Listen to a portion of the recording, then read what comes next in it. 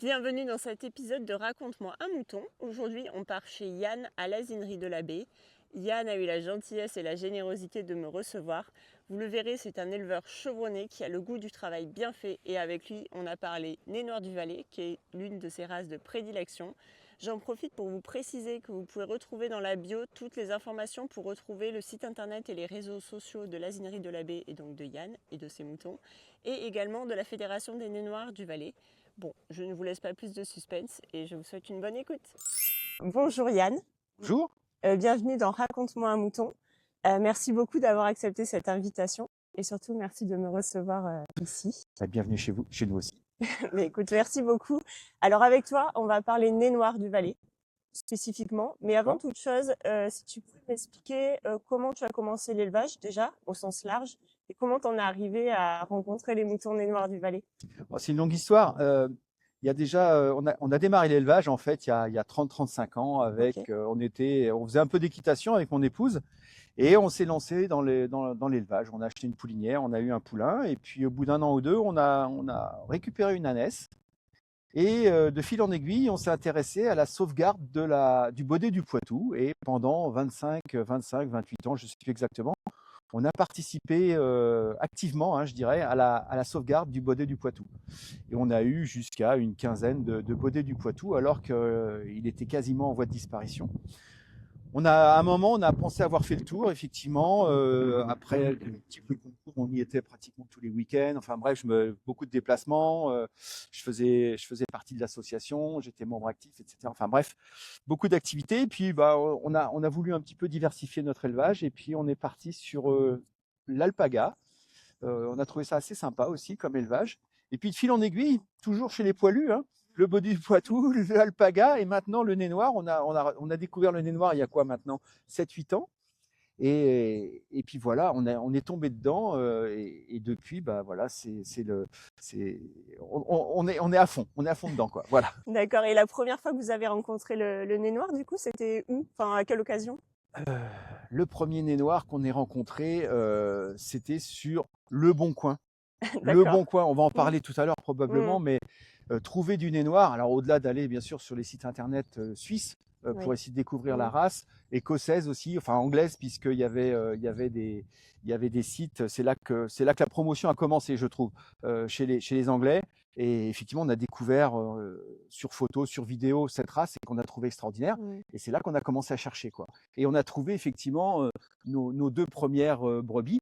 Nos deux premières brebis, on les a trouvées ici, localement. En plus, on n'a pas été très très loin. On a été dans la Sarthe, je crois. Et puis voilà. Et puis de fil en aiguille, on s'est dit, deux brebis, c'est bien. Alors malheureusement, on a perdu la première, enfin la première, une des deux, sur une intoxication, enfin soi-disant une intoxication sur une plante qu'elle aurait mangée. Ok, peut-être. J'y crois pas trop, moi, personnellement, mais bon, bref, on en a perdu une, donc il a fallu vite en trouver une deuxième, parce que tout seul, un mouton, ça vit pas. Oui. Et donc, on a récupéré une deuxième brebis, mais qui n'avait rien à voir avec le nez noir, en attendant de trouver d'autres animaux. Et donc, en cherchant, on a traversé la France d'ouest en est pour aller en chercher, au Luxembourg. Les nez noirs font faire de la route, faut le savoir, les nez noirs font faire beaucoup de route. Exact. Mais là encore, mauvaise expérience, Ok. parce qu'on ne connaissait pas du tout la Ouais. réglementation à l'époque. Et donc, on a acheté un bélier et, je ne sais plus, 3 ou 4 brebis qui venaient d'Autriche, mais qui étaient transportés par un éleveur luxembourgeois. Et ça fait que quand on est allé les chercher au Luxembourg, alors bien sûr, pas de papier d'importation, rien du tout. Vraiment, on débutait. Et là, du coup, j'ai dit non, c'est pas possible. On les a ramenés quand même. Mais 15 jours après, je reprenais le chemin inverse et je les rapportais parce que pas possible, quoi. Impossible Ils n'étaient pas double ARR, on en parlera tout à l'heure. Venant du Luxembourg, c'était obligatoire. Donc, on les a ramenés. Et puis, on s'est assis dessus, terminé. Et sur chance, grande chance, c'est que sur le chemin du retour, on s'est arrêté dans une ferme pédagogique. Et là, on a pu acheter une seconde petite agnelle. Et en fait, il y en avait deux. Il y en avait deux disponibles, donc on a acheté les deux. Donc on est arrivé à la maison, on avait nos 3 premières petites agnelles. D'accord. Voilà. Et ça, c'était en quelle année, du coup, à peu près? 2018, je dirais 2018 par là. C'est là où vraiment ça a commencé à. C'est là où ça a commencé, c'est là où j'ai pris ma retraite. Et voilà. J'étais en retraite juste en 2018. Donc, D'accord. autant dire que Mm. j'ai démarré l'élevage du nez noir du Valais depuis que je suis en retraite. C'était depuis D'accord. 2018. Voilà. Et puis, de fil en aiguille, après on en a trouvé à droite, à gauche, hein, et puis, l'élevage s'est monté tout doucement et de sélection en sélection, parce Mm. qu'il a fallu, bien sûr, trouver des béliers. Oui. Donc, au début, il y a un éleveur m'a prêté un bélier. Nez noir du Valais, qui venait d'Autriche d'ailleurs. J'ai eu mes premières générations de produits. Ensuite, je suis allé acheter mon propre bélier dans les Alpes.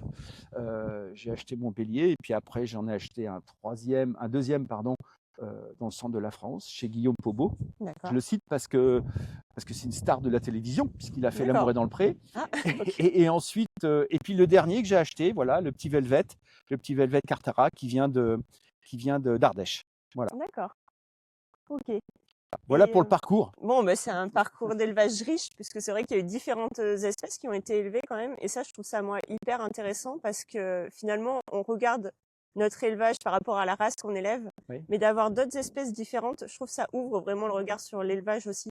Parce qu'il y a d'autres pratiques ou des choses qui vont être un peu différentes, mais qui nous permettent de challenger un peu notre regard. Et moi, ça, j'aime bien. Et je pense que ton expérience avec les baudets, notamment, ou même avec les alpagas, ça a dû faire quand même des petits cailloux qui ont mené aujourd'hui à la forme que tu donnes à ton élevage de nez noir du Valais, je Complètement, suppose. complètement. Mais j'en profiterai pour rajouter juste une remarque, c'est Mm. le fait d'avoir de la diversité au niveau des espèces. Oui. C'est bien et c'est pas bien. Mm. C'est bien parce qu'il y a une largeur dans la façon de gérer des troupeaux d'espèces différentes. Mais par contre, on y reviendra probablement tout à l'heure, au niveau parasitisme, Oui. c'est hyper important. Clairement, oui. Et c'est presque dangereux. Il faut être très, très vigilant quand on travaille sur différentes espèces. Mais je pense qu'on va vraiment se faire un petit paragraphe parasitisme avant qu'on attaque dans le dur et les aspects un petit peu techniques. Je sais que de par ton expérience, si tu peux nous parler un petit peu de l'intérêt de la fédération, mais surtout dans le sens de ce qui est travaillé au niveau de la génétique, peut-être de géode. Je ne sais pas si toi tu es familier avec le travail qui est fait à ce niveau-là. Et peut-être justement parler un petit peu de l'intérêt que ça a, notamment pour les acheteurs ou les potentiels futurs acquéreurs de moutons et noirs du Valais, quelle plus-value de la Fédé ou quel intérêt en fait de se rapprocher de la fédération à un moment ou à un autre. D'accord. La fédération, elle existe depuis pratiquement 2020, 2021, je ne sais plus la date exacte, mais effectivement, le nez noir du Valais a pris un essor au niveau notoriété à partir de 2018-2020. Et effectivement, il n'y avait aucune organisation qui s'occupait de la gestion à la fois de la race, mais surtout de fédérer potentiellement les possesseurs ou les propriétaires de nez noir du Valais, ou d'animaux dits nez noir du Valais. Ça, c'est important sur le terme, parce que c'est pas parce qu'ils ont les genoux noirs et puis le bout du nez noir qu'ils sont forcément nez noir du Valais. Et beaucoup de gens pensaient avoir du nez noir du Valais, enfin surtout en ce moment, de plus en plus maintenant, les gens pensent avoir du nez noir du Valais, mais c'est souvent, il y a un peu de nez noir, certes, et probablement, mais il y a beaucoup d'animaux croisés. Donc attention, vigilance, quoi. Vigilance, parce que d'un point de vue économique, il y a enchère sur les tarifs, et donc là, il faut faire attention, très très attention. Donc il était urgent de créer une association, une fédération, enfin peu importe le terme. On a créé une fédération. On a longtemps cherché le terme. Elle a eu du mal à démarrer parce qu'il y avait différentes personnes qui cherchaient à tirer plus ou moins la ficelle. Bon, peu importe, comme dans toutes les associations, de toute façon, hein, c'est pas propre à notre association ou à notre fédération. Mais toujours est-il que l'association existe aujourd'hui. Enfin, il y a un conseil d'administration digne de ce nom, avec un président, vice-président, secrétaire, trésorier, etc. Et l'objectif de cette fédération, de cette association, c'était quoi? C'était de fédérer les éleveurs, c'est-à-dire regrouper une poignée d'éleveurs qui souhaitent défendre cette race-là et avoir des vrais nez noirs du Valais. Donc l'objectif, c'était de rencontrer ces éleveurs-là et de rencontrer leurs animaux, de voir leurs animaux et de les comparer avec le standard. Le standard, c'est pas nous qui l'avons écrit, c'est les Suisses. C'est eux qui détiennent le standard, c'est eux qui vont mettre une virgule ou un point sur le standard, et à nous, Français, éleveurs français, de respecter à la lettre ce standard. Okay. Et donc, il nous fallait impérativement voir les animaux. Vous avez des noirs? Eh bien, on va aller les voir. Et donc, on s'est déplacé, on est allé voir les nez noirs, les soi-disant, entre guillemets, nez noirs, et on les a pointés. On les a pointés avec le standard suisse, et on a regardé, on a fait des photos, et il y a une commission qui a dit, oui, c'est un nez noir, conformes aux standards, Ok. ou non, désolé, c'est pas un nez noir. Ok, donc tous ces animaux qui sont conformes sont recensés aujourd'hui. Donc, C'est tous ça. les animaux que la commission d'approbation de la Fédération française a décidé d'accepter sont rentrés et inscrits dans un livre généalogique. D'accord. Et est-ce que les gens peuvent faire approuver du coup leurs animaux ou pas forcément? Si moi j'ai des nez noirs par exemple et que je souhaite les faire Bien sûr, approuver comme nez noirs, c'est exact, possible. c'est notre démarche. D'accord. C'est la Ok. démarche qu'on fait Mm. depuis 5-6 ans, depuis 4-5 ans, pardon. Et donc, aujourd'hui, l'éleveur qui dit avoir un nez noir dit OK, moi j'aimerais bien que vous me disiez si mes animaux sont bien des nez noirs. Venez à la maison, on se déplace, on check, on fait des photos, des vidéos et on présente ça à la commission. Et la commission décide de dire oui ou non, c'est ou c'est pas un nez noir du Valais. Ok, donc ça par exemple pour un acquéreur potentiel, c'est vraiment un gage d'acheter un nez noir si les parents ont été approuvés par la commission.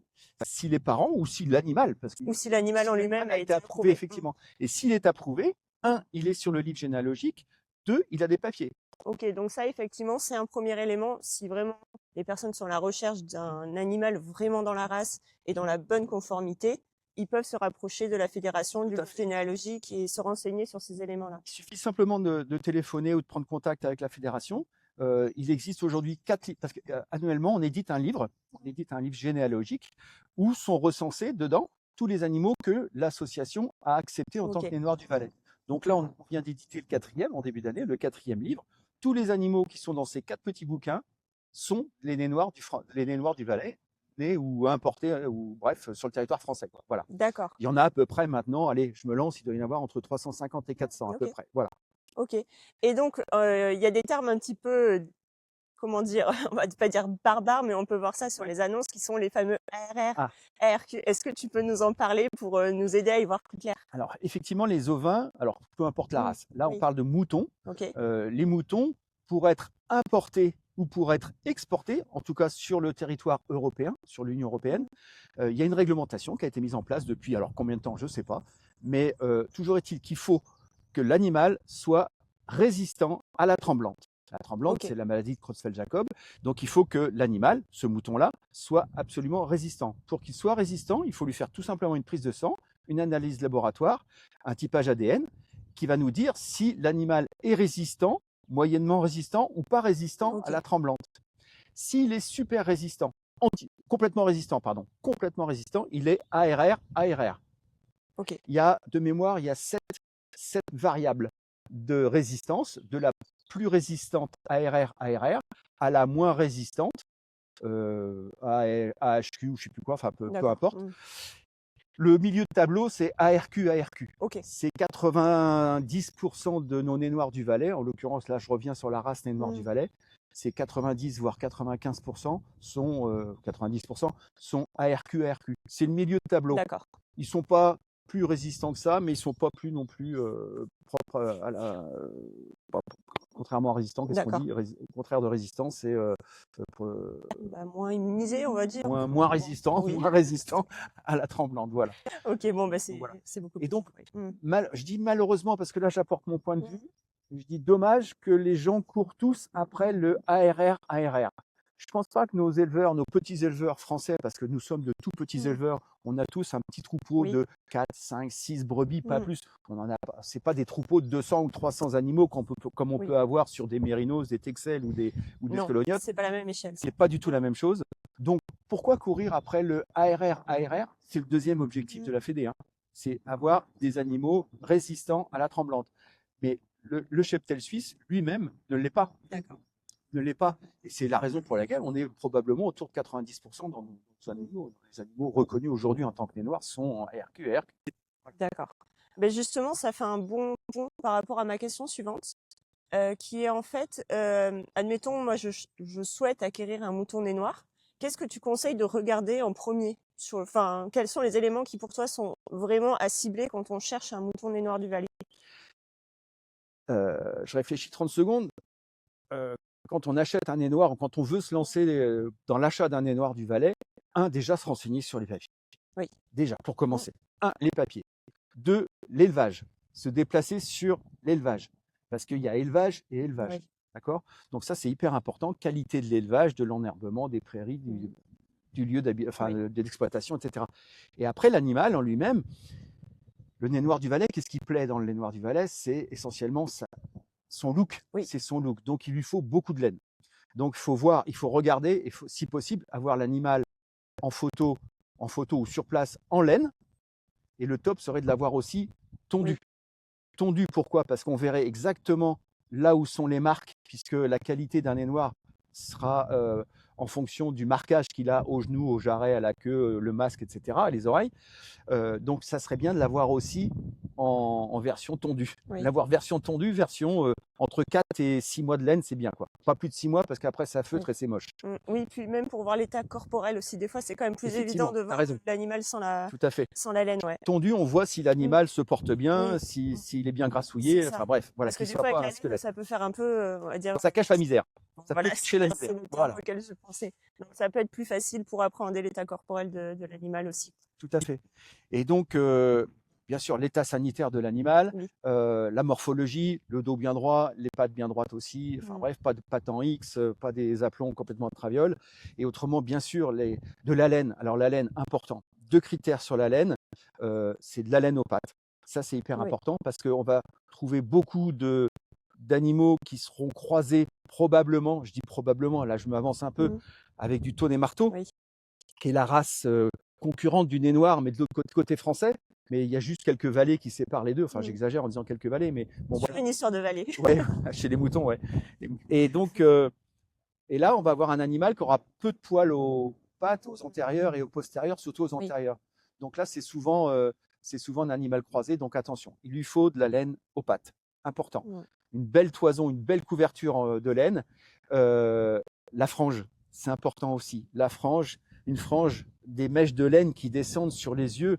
Alors effectivement, de temps en temps, il faut prendre le ciseau et puis couper parce que ça pousse tellement qu'effectivement, de temps en temps, l'animal, il voit plus rien, quoi. Donc, il faut pas hésiter. Alors, ok, pour l'esthétique, tant pis, mais il faut donner un petit coup de ciseau quand même pour que l'animal se déplace correctement. Oui, bien-être de l'animal avant tout. Avant tout, ouais. Parce que c'est une race qui a besoin d'être tondue 2 fois par an. Ça pousse très très vite et 2 fois, et ça va vite, hein. Ça va vite, et si on se laisse déborder, ça devient vite catastrophique. La laine va feutrer, le tondeur va pas vouloir revenir parce qu'il va prendre un temps fou à tondre nos moutons. Au niveau hygiène, c'est pas top quand on a une laine de 7-8 mois. On l'a vu tout à l'heure sur 2 brebis, enfin sur une brebis qui est revenue. C'est une vraie catastrophe. Donc voilà. Voilà les critères que j'apporte pour le choix d'un nez noir. Alors je l'ai fait rapidement, hein, mais après, il faut vraiment s'imprégner du standard de la race, des animaux de concours. Aujourd'hui, avec les réseaux sociaux et Internet, on a largement le choix d'aller voir des sites où on va voir tous les concours qui se passent en Suisse, même éventuellement en Angleterre, qui sont assez forts là-dedans. Et là, on va se rendre compte de ce qu'est un vrai nez noir du Valais. Et quand on a ça en tête, après, quand on va à la maison, des fois, on se dit zut, c'est pas tout à fait ce que j'ai, quoi. Oui, donc vraiment, en fait, aiguiser le regard par des vidéos ou par aller voir chez les éleveurs. Je pense que c'est quand même un bon exercice à faire parce que c'est vrai que quand on n'a pas l'habitude de voir, c'est difficile d'hiérarchiser en tout cas la qualité des moutons. Donc ça peut être vraiment une super démarche. Et je reviens sur la laine. Alors, je voulais juste rajouter juste une je dernière t'en chose. prie. On a vu un nez noir, on est allé voir, on a répondu à une petite annonce, on a pris rendez-vous. Ne pas s'arrêter à un éleveur. Si possible, avant de se lancer en disant oh, ça y est, j'en ai trouvé un, bingo, c'est génial, j'achète, je prends. Là, en général, on se fait avoir. Donc, enfin, souvent, donc pas toujours. Moi, ce que je conseille, c'est d'aller voir plusieurs éleveurs. D'aller voir plusieurs éleveurs qui vont vous donner différentes histoires, différentes façons d'appréhender le nez noir du Valais. Donc voilà, ça c'est important aussi, je pense. Effectivement, et puis il y a quand même dans tout ça une histoire de feeling aussi, que ce soit avec l'éleveur ou avec l'animal. Je pense que ça joue énormément parce qu'un animal, il a quand même une durée de vie qui est longue à nos côtés, et d'avoir une personne qu'on peut parfois recontacter en référence ou en tout cas en qui on a confiance, c'est hyper important quand on s'engage dans une relation avec un animal sur aussi longtemps, quoi. Tout à fait. Je pense que c'est un super bon prérequis. Et attention, le nez noir, c'est pas le petit agneau noir et blanc qu'on va Mmh. voir sur les photos, les cartes postales. Oui. C'est super trognon, c'est comme un petit chiot hein, chez le marchand de chiots. On craque et puis dès que ça fait 50 ou 60 kilos, c'est la panique générale et puis on s'en débarrasse quoi. Mmh. Là, moi, j'ai vécu une expérience où l'été dernier, j'ai vendu 2 petits nez noirs du Valais, adorables, 3-4 mois, super, ils étaient tout mignons, tout beaux. Et ben là, ils viennent de me revenir 6 mois après parce que la personne est débordée, parce que finalement, elle a préféré s'acheter une mobilette que garder, je dis n'importe Ouais. quoi, mais plutôt que de garder ses moutons. Donc, je me retrouve ici, on m'a rapporté 2 moutons qu'il va falloir que je vende parce que du coup, moi, je peux pas les garder, puisque c'est mes lignées, donc voilà, je peux pas les garder. Et puis, qui sont dans un état pas possible. Donc, je suis obligé de les mettre dans une prairie à part. Parasitisme Oui. oblige, et puis appeler le tondeur. Et le tondeur, ben, là, j'ai 9 mois de laine sur le dos, c'est une catastrophe. Mmh. Les ciseaux ne rentrent même pas dedans, quoi. Ouais.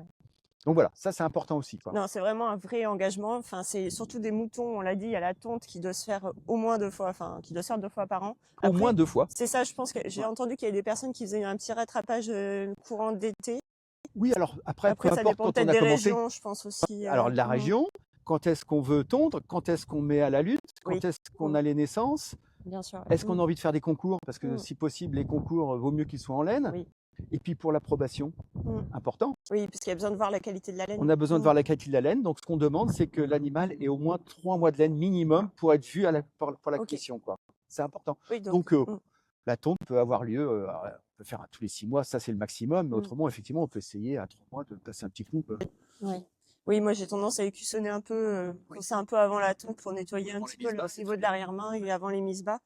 Ouais. Donc ça, c'est hyper important et justement, ça fait rebondir sur cette notion de tonte où on a quand même pas mal de paramètres à intégrer pour savoir quand est-ce que je tonds les moutons, mais on a aussi cette fameuse notion de parasitisme où on est aussi dans une temporalité par rapport aux saisons, par rapport à notre gestion de prairie et ça fait partie des choses à prendre en compte quand on adopte un mouton parce que c'est un des problèmes qu'on va pouvoir rencontrer potentiellement et c'est même pas un problème en fait, c'est un fait dans la vie du mouton, on va devoir travailler, on va pas dire dire contre, même s'ils seront là quand même. Faire On avec. va faire avec, Faire mais avec. il va falloir appréhender cette notion de parasitisme. Alors, je sais que c'est souvent au cas par cas, il y a beaucoup de choses qui sont... Il n'y a pas de conduite linéaire, je veux dire, par rapport au parasitisme. Mais quels seraient, dans les grandes lignes, pour toi, les musts, les musts à faire pour pas se laisser envahir et en tout cas pour Hier, éviter de se laisser déborder, quoi. le week-end dernier, j'ai eu la chance, c'est tout frais, hein, j'ai eu la chance de faire un stage de formation qui a duré 2 jours. Alors certes, c'était sur l'alpaga, mais Mmh. on peut le dupliquer assez facilement sur le mouton. J'ai fait un stage de formation sur justement le parasitisme et je me suis rendu compte que, bah, ce que je faisais, ce que je fais depuis Mmh. 30 ans, pour faire simple, c'est pas bien et pourtant je pensais faire les choses correctement. Mmh. Et ben, j'ai été complètement à côté de la plaque, quoi. C'est-à-dire que, pour faire simple, je faisais un traitement systématique, Mmh. 3 à 4 fois par an, suivant les conditions météo, 3 4 fois par an. Et ça, ce que je dis, c'était valable à la fois autrefois pour le Baudet du Poitou, Oui. que pour mes alpagas ou que pour mes moutons. Et c'est une bêtise. C'est une bêtise parce qu'il faut raisonner au cas par cas. Il faut raisonner en fonction de la météo, en fonction de l'individu Oui. et pas forcément Mmh. du troupeau. Et donc, il y a une règle d'or, c'est la copro. Oui. C'est la Mmh. coprologie. Et la coprologie, on aura toujours des parasites, on en Oui. aura toujours. Et il en faut d'ailleurs, il en faut. Mais par contre, éradiquer complètement, faire un traitement systématique, c'est se mettre la tête dans le sable. Et puis c'est surtout augmenter les résistances aux parasites, quoi. C'est une Mmh. catastrophe par rapport à ça. Et pour toi, la fréquence de copro, même si je sais que ça va dépendre de si tu vois que tu as un animal qui perd en état ou autre, tu vas y aller directement pour voir si le parasitisme, c'est la cause potentiellement. Mais un minimum, ce serait quoi? 2, 3, 4 fois par an? Le copro? Ouais. Ou c'est vraiment plus... tu vas me dire, ça dépend ça Non, dépend c'est de pas beaucoup de 4 fois choses. par an, ça peut être 6 fois, comme ça peut être 2 fois. C'est en fonction de l'état sanitaire, enfin de l'état de l'animal. Un animal qui est un peu faiblard, Mmh. qui est un petit peu à côté du troupeau, qui a du mal à suivre le troupeau, où on se rend compte. Alors déjà, c'est l'observation. Oui. Quand on connaît son troupeau, on sait que là, il y a un petit souci. Mmh. Donc là, tout de suite, boum, on y va, on jette un coup d'œil. On jette un coup d'œil à quoi? Son état d'engraissement, ou voir s'il n'est pas en train de maigrir. 2, si on peut le peser, Oui. c'est important. Mmh. Et ça, c'est quelque chose que nous, on n'a pas, une balance. Et ça, Mmh. c'est quelque chose, je pense, ça fait partie des investissements prochains chez nous, en l'occurrence. Euh, On regarde, alors il y a la méthode Famacha, je crois que ça s'appelle. Je connais pas du tout. En fait, c'est l'observation des muqueuses au niveau D'accord, de oui, l'œil effectivement, oui. et voir si c'est rose, si c'est Mm. blanc, si c'est rouge. Avec les grosses épidémies épidémies, je ne sais pas si on peut parler d'épidémie pour les monchus, mais effectivement, fin d'été, on a souvent ça. Et donc là, effectivement, le point de repère, l'observation, c'est les yeux. Et regarder régulièrement la couleur des muqueuses de l'œil, ça peut aussi tout de suite se dire, ah, attention, c'est un peu trop clair, vigilance, copro. Oui, ok. Et en fonction de la copro, j'adapte mon produit en fonction de la copro. Je ne fais pas un traitement systématique Hyper important. en disant, tiens, celui-là, c'est le truc qui marche bien. On a fait la bêtise avec l'ivermectine, de badigeonner de l'ivermectine à tout va. Et ben aujourd'hui, on a énormément de résistance à l'ivermectine. Et donc aujourd'hui, on a très très peu de matières actives qui fonctionnent correctement sur un panachage de parasites. Donc, faut qu'on protège nos matières actives de façon à les garder le plus longtemps possible. Et en l'occurrence, il y a une matière active aujourd'hui qui fonctionne très bien. Il faut éviter de l'utiliser. Utilisons les matières actives qu'on a encore à ce jour, aujourd'hui, qui fonctionnent encore un peu, avant de se précipiter sur la nouvelle, qui demain va devenir le traitement miracle et que tout le monde va utiliser. Et puis là, on va droit dedans, dans le mur. Oui, parce qu'en fait, une fois qu'on a une résistance, après, c'est hyper compliqué pour retrouver des solutions. Après, il y a aussi peut-être un travail en préventif sur la gestion des prairies, notamment si on a une prairie peut-être qui est trop surpâturée, sans rotation, ou peut-être aussi par l'alimentation, d'essayer de lever l'immunité, d'avoir des animaux déjà nativement en bonne santé pour éviter qu'ils se fassent frapper par le parasitisme aussi. Alors effectivement, les parasites, on les retrouve ici, ils sont tous là dans l'herbe, hein, et en fonction des saisons, on va avoir une pression parasitaire qui sera plus ou moins importante. Donc effectivement, éviter d'avoir des prairies trop rases, bien ras après les foins, c'est intéressant parce que on a les UV qui vont dégommer les larves et puis les œufs qu'il peut y avoir dans la prairie. Donc c'est compliqué. La gestion des prairies et du parasitisme, c'est compliqué. Moi, j'avais posé la question de savoir si le fait d'utiliser la chaux pouvait être intéressant. Apparemment, non. Non, parce que la chaux peut détruire les petits coléoptères qui, eux, vont éclater les petites bouses, enfin les petits crottins, et qui vont mettre au jour les œufs de larves qui seront détruits par les UV. Donc, c'est un cercle. Oui, ça allait peut-être détruire un mécanisme qui fonctionne donc, aussi. Voilà, éviter la chaux aussi. Pourtant, la chaux, c'est bien parce qu'on va augmenter le pH de nos sols. Donc, voilà, c'est pas si simple que ça, l'élevage. Hein. D'un côté, on va faire bien, mais en fait, ça va engendrer quelque chose de négatif de l'autre côté, quoi. Et justement, ça me fait penser, alors pour le coup, c'est une question moins complexe que le parasitisme. Je pense que le parasitisme, se former, c'est hyper utile. Tout à fait. Enfin, il n'y a pas 36 solutions. Et je voulais juste finir tout à l'heure, parce que je disais que la copro est intéressante. On disait que l'animal, voire il est en mauvais état, on fait la copro. On va traiter en fonction de ce qu'on a trouvé dans la copro, mais il ne faudra pas oublier derrière, c'est de contrôler avec une deuxième copro pour voir si le traitement qui a été fait correctement. Voilà. Et si ça a marché. Si on n'a pas surdosé en général, c'est le porte-monnaie qui trinque. Sous-dosé, auquel cas on n'a rien fait, ça marche pas. Donc, c'est pour ça que c'est intéressant de contrôler derrière. Alors, ok, ça fera 20 balles de plus de copro. Oui, mais par rapport au coût d'un animal où finalement ça n'a pas fonctionné ou autre, ça reste un coût relatif. Complètement. C'est arbitré, mais je pense que c'est une logique. Non, la parenthèse. Moi, c'est une parenthèse un peu plus simple techniquement, mais moi, je sais que c'est une question qu'on me pose souvent. Les personnes me demandent, en fait, bon, déjà, par rapport aux animaux, on est d'accord qu'il ne faut pas avoir qu'un seul mouton tout seul, ça, c'est pas cool du tout. Mais par contre, qu'est-ce que toi, tu conseilles plutôt de prendre un couple, si on peut dire ça comme ça, mâle-femelle, de prendre plusieurs femelles? Alors, ça dépend si on veut reproduire ou pas, on est d'accord. Mais en fonction de l'appétence de la personne, notamment s'ils veulent que pour de la compagnie, tu conseillerais plutôt quoi? Et qu'est-ce que tu penses justement des mâles castrés pour la compagnie? Alors, déjà, on reprend le problème à la base. Le mouton, animal grégaire, il faut impérativement qu'il soit... C'est un animal de troupeau, donc il lui faut des congénères. Mâle ou femelle, il lui faut des congénères. Par contre, après, attention, la gestion mâle-femelle, un bélier ne doit pas rester en permanence dans un troupeau de femelles parce que effectivement, les brebis vont être vite saillies et dès qu'elles vont mettre bas, de nouveau, le bélier va se mettre en activité, surtout chez nos nez noirs qui sont désaisonnés. Donc attention, il faut séparer le bélier du troupeau de brebis. Alors, troupeau de mâles, troupeau de femelles. Alors un troupeau de femelles, c'est le bonheur. Oui. On n'a que ça. Mm. Par contre, pas trop pro, on est d'accord.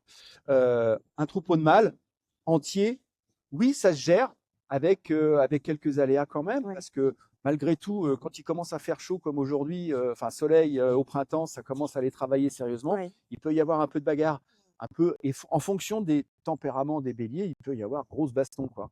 Là, c'est un peu dangereux. Après, un troupeau de mâles castrés, je sais pas. Honnêtement, je saurais pas répondre. Là, je réponds pas parce que je sais pas. Bah, sinon, c'est Honnêtement, une je sais question pas. que je me pose parce que, alors, je vais parler de mon expérience, mais moi, j'ai commencé avec un mâle castré, une Nord du Valais, et qu'en fait, pour le coup, hyper sympa, quoi, en termes de Mmh. caractère. Mais c'est que, moi, j'en ai qu'un, et c'est que mon expérience, en fait. Il peut peut-être y avoir des mâles castrés qui sont pas sympas, je sais pas, quoique, est-ce que ça existe vraiment? J'en sais rien. Mais du coup, c'est vrai que moi, j'aurais tendance à dire, bah, les mâles castrés, ils sont super cool, et franchement, let's go si c'est que pour de la compagnie. Mais ça m'intéressait d'avoir d'autres regards Mmh. pour Le savoir, quoi. Alors le mâle castré, il y a le mâle castré, à 1 semaine Oui, ok, oui. et il y a le mâle castré Mm. à 1 an. Je Ouais, sais on pas est jusqu'à d'accord. quel âge on Mm. peut castrer, mais et on n'aura pas du tout le même caractère. La preuve en est, c'est que quand ils sont castrés petits, on va avoir une Oui. physiologie du mâle plus proche de la femelle Mm. au niveau du port de corne, etc., qu'un mâle qui sera castré à 1 an ou à 18 mois, j'en sais rien. Ok. Après, avoir un mâle castré dans un troupeau de femelles, tout dépend s'il a été castré jeune Ouais. ou vieux, mais voilà, enfin vieux ou âgé. Voilà. Oui, est-ce qu'il va garder vraiment son Son instinct de comportement bélier, de bélier ou pas? Ouais. de Mm. bélier reproducteur. Ok. Donc j'ai pas assez d'expérience pour pouvoir Mm. dire quelque chose de véritable, quoi. D'accord. Euh, Beaucoup de béliers nez noirs du Valais sont cool. Oui. Dans toutes les recensements que j'ai pu faire, dans tous les élevages que j'ai vus, j'en ai vu qu'un qui était redcon. J'en Mm. ai vu qu'un. Donc, on peut dire que la race, malgré Oui. tout, on a des béliers avec de bons caractères. Mm.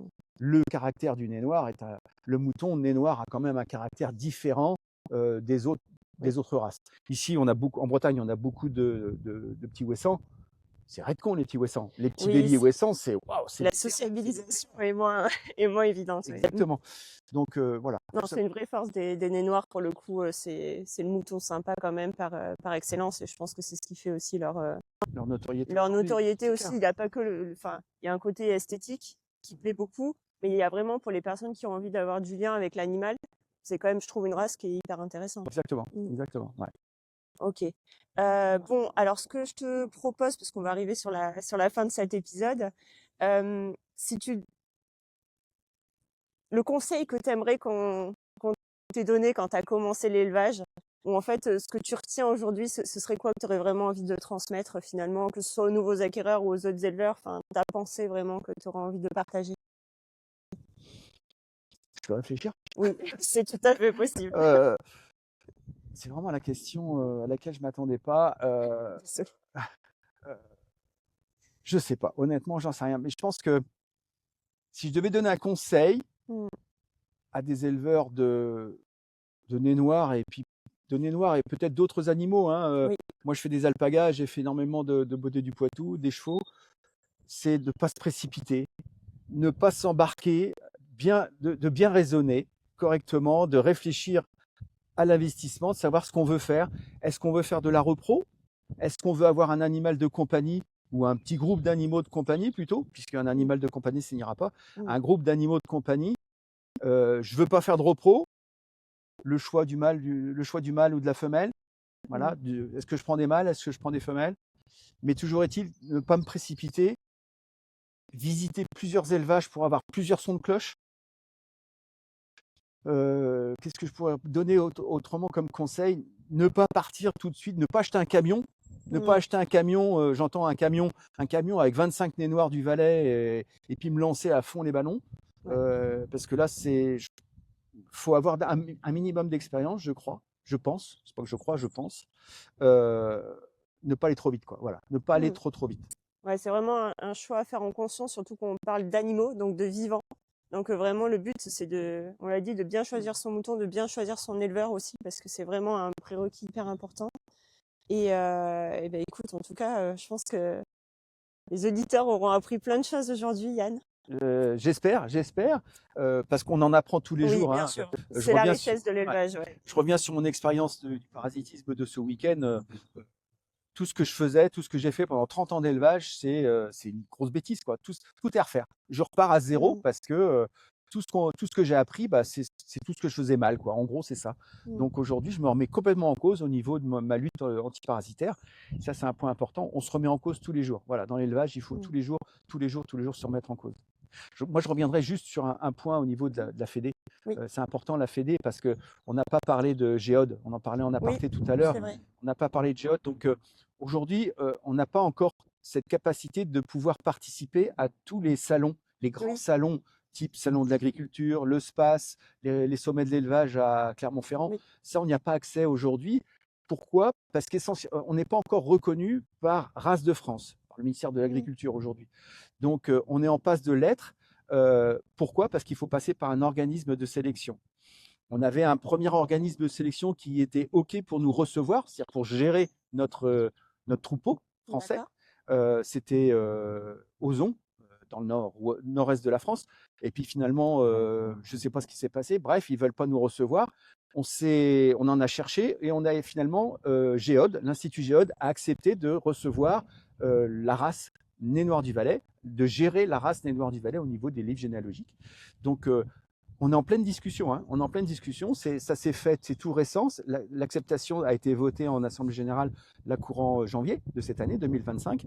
Donc là, ça y est, il y a tout un processus qui va se mettre en place. Ce soir, d'ailleurs, on a une réunion téléphonique pour justement préparer le dossier qui sera présenté à Race de France pour justement être enfin reconnu par le ministère de l'Agriculture et qui nous ouvrira la porte aux expos. Parce que jusqu'à présent, on n'avait accès qu'à quelques petites foires agricoles, quoi. Voilà. Et donc demain, la fédération sera à même de pouvoir nous proposer une gestion en parallèle avec Géode, quoi. C'est important. Ok.